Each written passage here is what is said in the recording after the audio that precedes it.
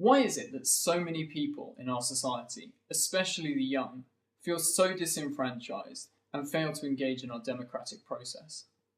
They don't engage because they feel nobody is listening. They feel powerless to affect the way their country is run, and because traditional modes of political engagement make no sense to them. Instead, imagine a world with mass, regular involvement in the democratic process, where anyone, not just politicians, could make and influence laws. A world in which societies could make decisions based on the collective will of their inhabitants, where each country didn't just have two political chambers, but also a third virtual chamber consisting of ordinary people voting on issues directly.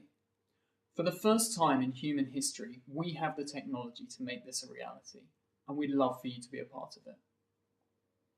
My name is Harry Gwynn, and I am the founder of Third Chamber, an online direct democracy social network. Like Facebook, you have a profile, and like Twitter, you follow users and have a newsfeed.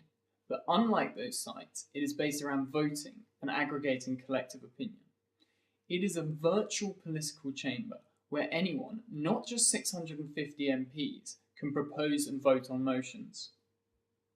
This is the homepage of the site. It funnels what has been voted on into the public view, displaying the most popular motions, recent activity, what topics are trending, and allows you to vote on the performance of the government and see how this has evolved over time. You can move on to browse motions chronologically, by category, activity, and so on. On the motion pages, you can find out about the issues, see arguments for and against, comment, and vote. Your votes are then recorded on your profile page. Events in the Middle East have shown us that social networks have a huge role to play in the politics of the future. Closer to home, we've seen 38 Degrees, Change.org, and Arvaz engage millions, highlighting public opinion and helping to sculpt public policy. We want to take this one step further.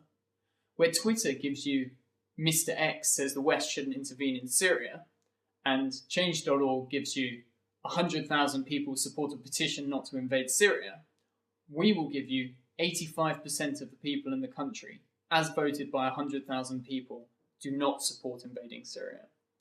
This represents a far more balanced, powerful, and representative perspective than the existing social networks or petition sites.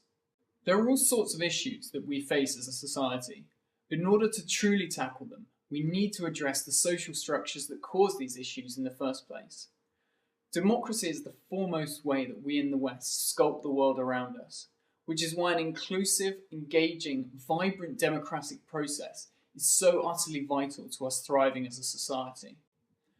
While technology has transformed so much of our human experience, the democratic process itself has changed little in decades, if not centuries. What we are offering is a system that can channel our collective intelligence to address the problems we face in an inclusive and constructive manner appropriate for the 21st century. We think democracy means more than putting a tick in a box every 5 years. If you do too, then please join us.